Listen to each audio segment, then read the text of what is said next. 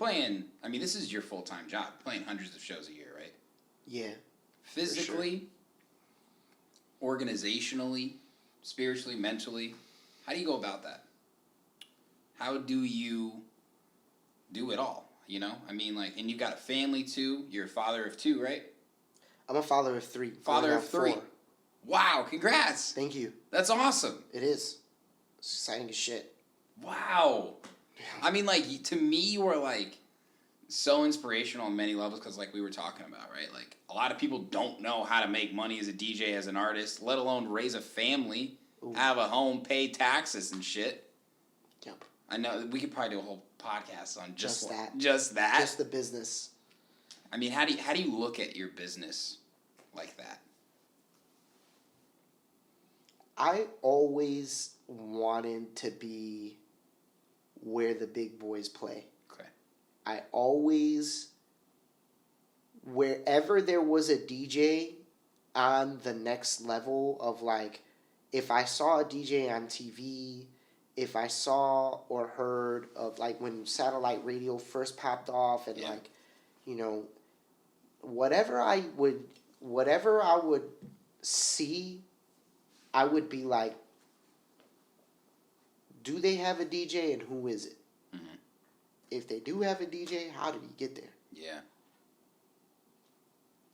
And I think just having so many people around me in entertainment of all walks of life, right. Rappers, singers, vocalists, instrumental, people who play instrument, DJs, right. Just artistry in general. Yeah.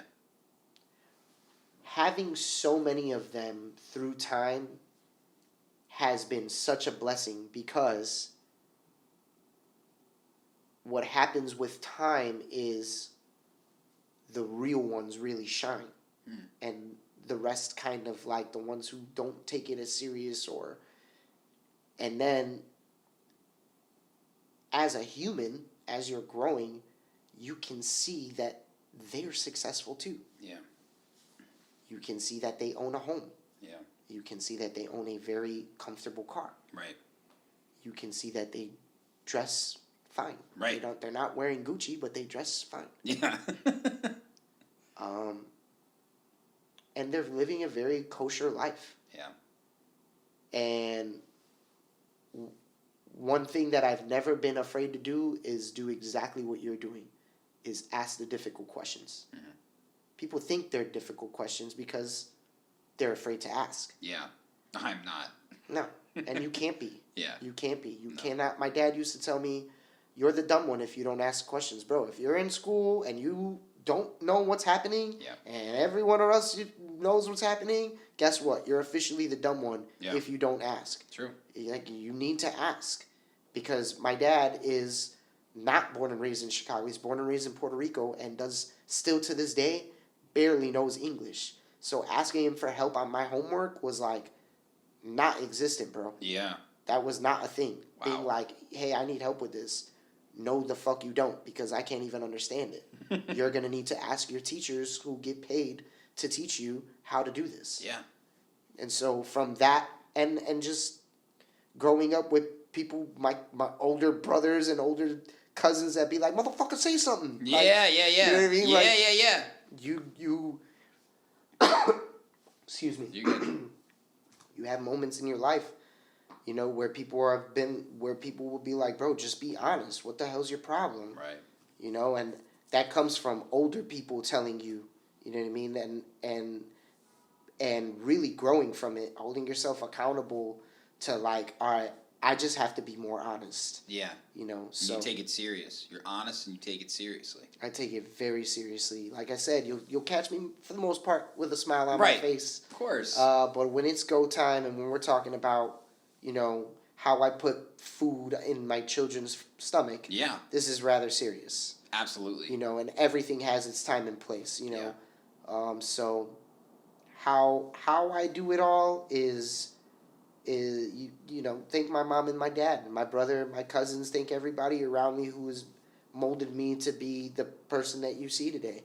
You know, the responsibility of having a dog young and, you know, having things that you were having a mom that doesn't have a lot of money. Yeah. We have what we need. Yeah. You know, so Right. It's humbling. It is. You know, so That's awesome. I hold that very near and dear to me. Yeah. Because absolutely. it's like, what do you need all this other shit for? You know? That's like the best answer to that question. What do you need all this other shit for? And then when you're really good at hustling your talent, you know, like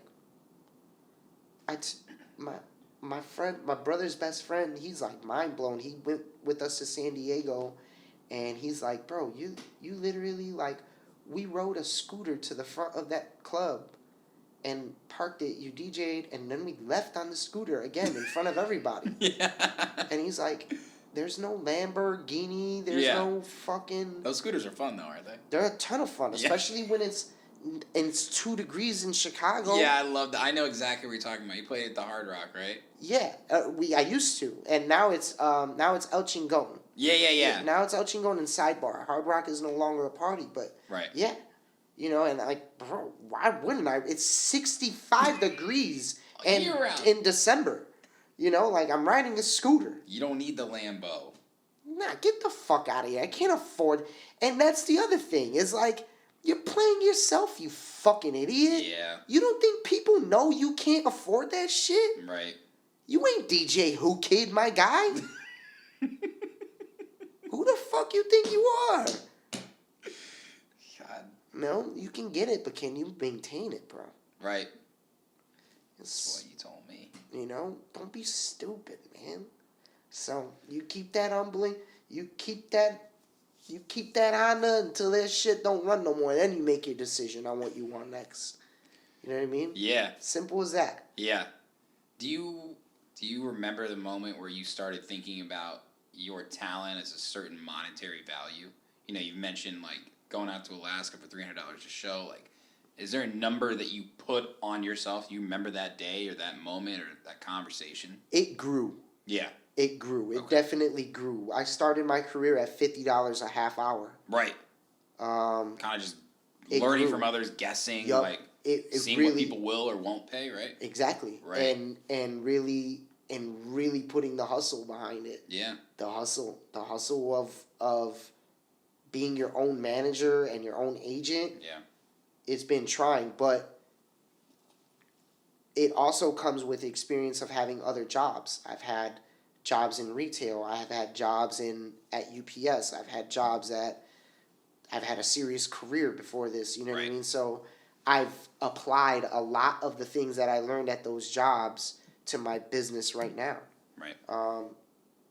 Everything from marketing and shipping it's just things that you learn. You soak in and you apply it to your business. Yeah. So, you know, that's basically how it's worked, man. Yeah, I think it's something that I think about too. You know, like how do you put a monetary value on being a creative, especially being a DJ, right? So it's like you hear about the Chainsmokers making $1 million for playing Encore Beach Club, right?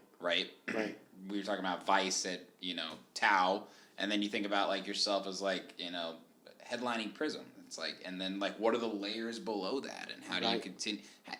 You never want to undervalue yourself. Correct. But when there's so much competition in our area, when there's a guy who's maybe half as good for a certain venue that's willing to take it for half the pay, and that person's like, sorry, right? Yep. That's why it's so important, I feel like, to align with the people that do care about quality. Absolutely. You're going to need to have the perfect balance. Yeah. Is what I like to say. Absolutely. Well said. Because unfortunately not everything is what it seems. And it's just is what it is. Not everything is what it seems.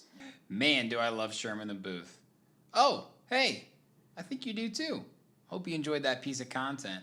If you're looking for more, make sure to go to my YouTube channel and hit that subscribe button and turn on all notifications so you don't miss any upcoming Sherm in the Booth interviews, live sets, new music, exclusive artist interviews, Sherm's Word, sub-pack reviews, and more.